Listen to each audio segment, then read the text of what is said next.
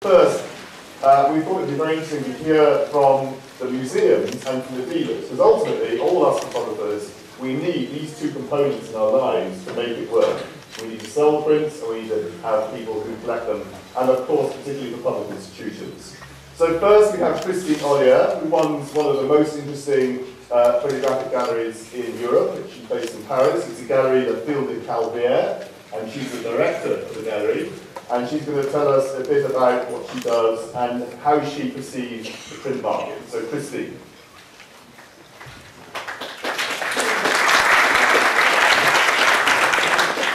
Well, first of all, it's, I would say that the digital product is not really on the market yet. And whenever you can see with this beautiful now that although any kind of printing was digital, and you can see that the result is absolutely precious, perfect, we don't sell yet many digital prints. And this is a problem that we need to get back to the historical market. Meaning that I was in America first, and that's where I discovered photographic market versus contemporary art market. And I would say that my gallery is not a photo gallery, but a contemporary art gallery who promotes quite a bunch of photographers. And the thing is, when you look at the market now, you have to make the difference between what is the problematic of being archival, meaning that what the photographer was saying, that we will be there in 100 years and 200 years, and the fact to promote photography, to sell it, and to give it as a masterpiece statue, a work of art.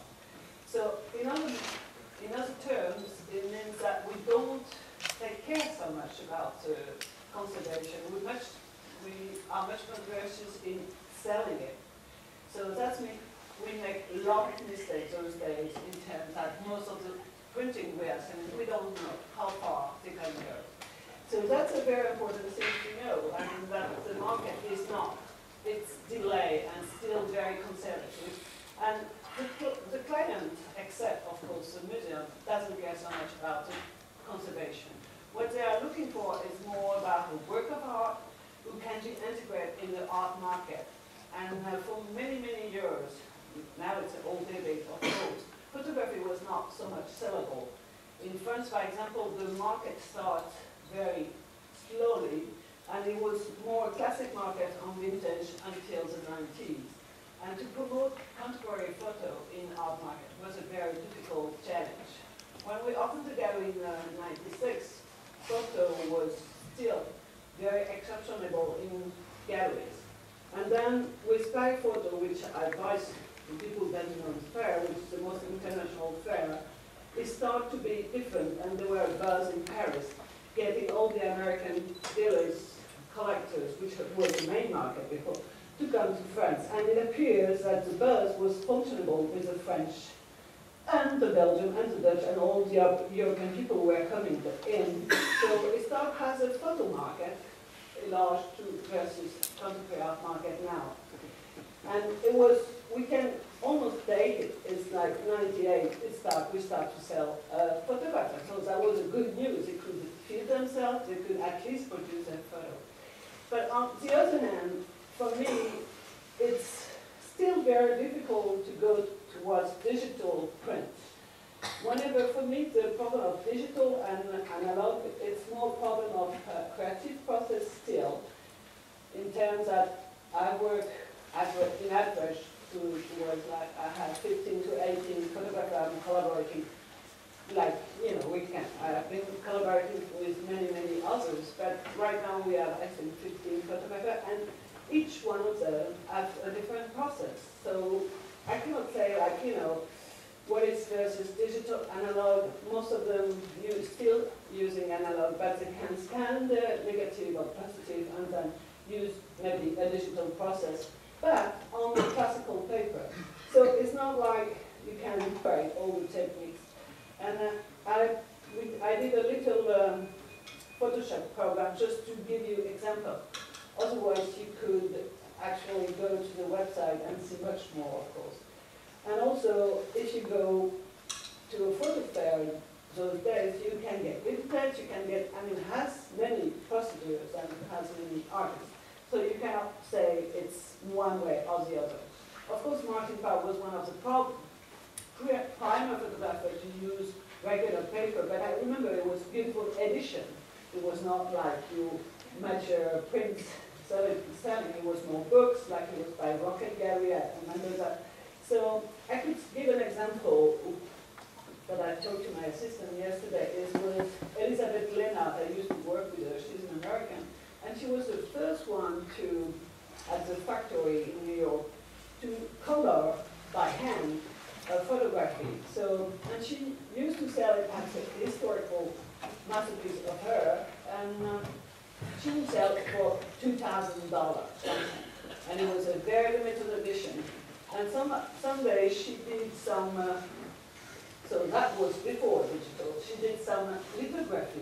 Do we say lithography or serigraphy? So she worked with a traditional printer who used to work more with painter or drawing person. So, and it was a paysage laid of color for 7 colors. But then the guy was in Paris for the first year, and he was selling those photos for 300 euros. And that was a problem, because the quotation of the work of Elizabeth at the end was down because of using those process, whenever this process was at the end much more quality than the fact that she could color herself the photo. So what is the value of a digital process? That's a problem. Today's collectors are willing to buy photo, it's okay, but you need to be framed, it has to be under glass, whatever, it has to be a work of art. And for them, a work of art in photography still goes to C-print, gel, how do you say that? Gelatin, silver gelatin print, or black and white, and it has to be somehow a kind of very quality. The last 10 years, the inkjet print was still not so good. Today, it changed a lot, and for the first time, eventually the second time, because I had another photographer who is using a Parr inkjet, we're going to present some beautiful current law photography at Parr Photo who are in the and she's saying me that it's absolutely perfect. And actually, she's selling it in India with no problem. But we will see if the collector will go for it. So that's a problem that you have to understand, is to get the people to buy photo with a limited edition and to pay for it quite expensively. It has to be somehow precious. And I'll show you some examples. So, by example, it's a mix between, I would say, Carino is one of the first photographers I work with who's using digital and also Photoshop, because obviously those pictures are not in the museum. And for her, it's a problem because it takes hours and hours to get those pictures in the real. And you have, so that's the Corbusier, Villa Savoie, and the same idea. So it's a kind of integration, and within the digital, she can create those images. First, she was using dye animal, now they are live animal photo shoot, and then she get it in it. Everybody's, of course. Ellen Coy is a Dutch photographer who's using as well digital photo shoot, and also she managed to, I mean, those photos are quite real, but sometimes she has to say 2 photos in one in order to get those effects, and she could, of course, retouch the light. But this, by example, looked like a totally Photoshop. No, it's a real girl in ice, on ice. This is a real photo as well. I think she told me she had 1 little girl. This is 2 photos in one.